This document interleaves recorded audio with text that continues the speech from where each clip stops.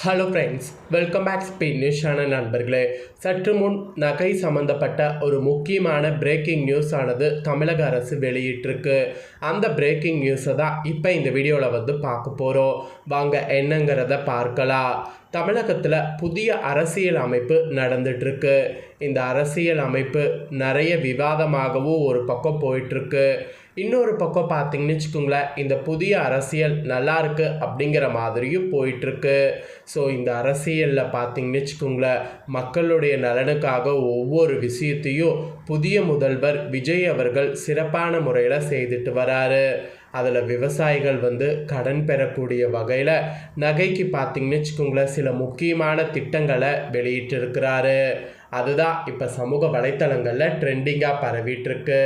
So அப்படி என்ன விஷயம் அப்படிங்கிறத இப்போ நான் உங்களுக்கு ஷேர் பண்ணுறேன். விவசாயிகள் நகையை நீங்கள் வைக்கக்கூடியவர்களாக இருந்தீங்கன்னா இந்த வீடியோ பாருங்கள். ஏன்னா இது நகை வைக்கக்கூடியவங்களுக்கு ஒரு முக்கியமான ஒரு இது இருக்குது. ஸோ நகை வைக்கிறவங்களுக்கு இது கண்டிப்பாக பார்த்தீங்கன்னு வச்சுக்கோங்களேன், ஒரு முக்கியமான ஒரு விஷயம். ஸோ அதனால் நகை வைக்கக்கூடிய விவசாயிகள் நகை சம்மந்தப்பட்ட விஷயத்தை தெரிஞ்சுக்குங்க. அதே போல் இந்த விஷயத்தை முழுசாக பார்த்துட்டு இதை பற்றிய உங்களுடைய கருத்து என்னங்கிறத கமெண்ட் பண்ணுங்கள். அதே போல் தமிழகத்தில் பார்த்தீங்கன்னு வச்சுக்கோங்களேன், விவசாயிகள் நல்ல பயன்பெறணும் அப்படிங்கிற நோக்கத்தில் விவசாயிகள் சார்ந்த நிறைய திட்டங்கள் இப்போ அறிமுகப்படுத்தப்பட்டு வருது.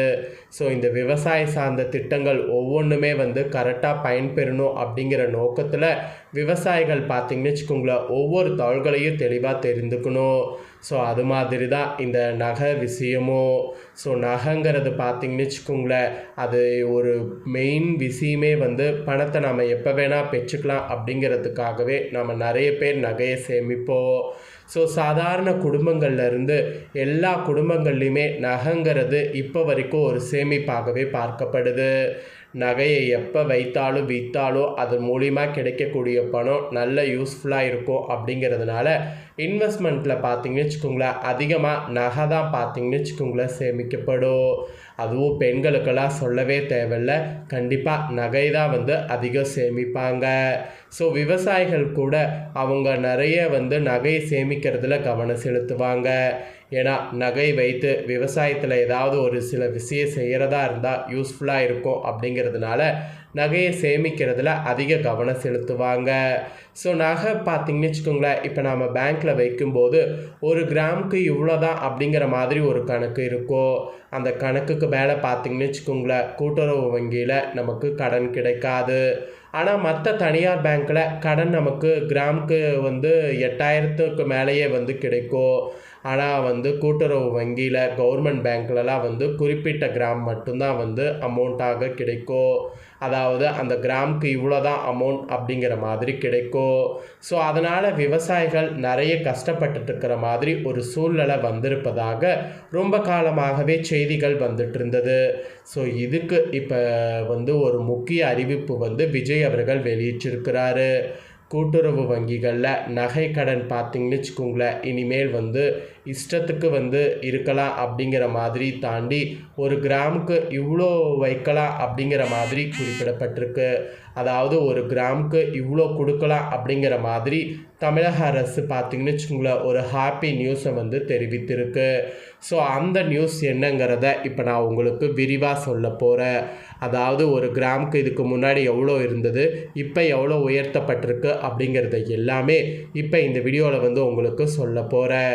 ஸோ நகை வைக்கக்கூடியவங்க அத்தனை பேருமே இதை பற்றி தெரிந்து கண்டிப்பாக இனி நகையை வைக்கும்போது நீங்கள் கேட்டே நிறைய அமௌண்ட்களை பெற்றுக்கொள்ளலாம். சரி வாங்க, எவ்வளோ அமௌண்ட் அப்படிங்கிறத பார்க்கலாம். தங்கம் விலை தொடர்ந்து அதிகரித்து வரக்கூடிய நிலையில் தமிழக கூட்டுறவு வங்கிகளில் வழங்கப்படக்கூடிய நகைக்கடன் தொகையை உயர்த்த அரசு பரிசீலித்து வந்துட்டு இருந்தது.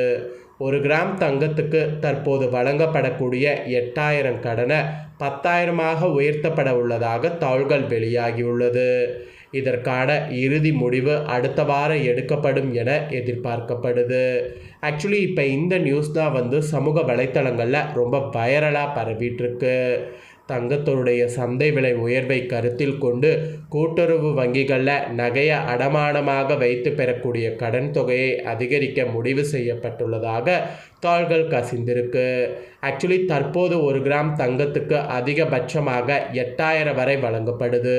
புதிய நடைமுறை அமலுக்கு வந்தால் இதே அளவு தங்கத்துக்கு 10,000 வரை கடன் பெற முடியும் என்பது குறிப்பிடப்படுது. இது தொடர்பாக அடுத்த வார கூட்டுறவுத்துறை உயரதிகாரிகள் பங்கேற்கக்கூடிய முக்கிய ஆலோசனை கூட்டம் நடைபெற இருக்கு.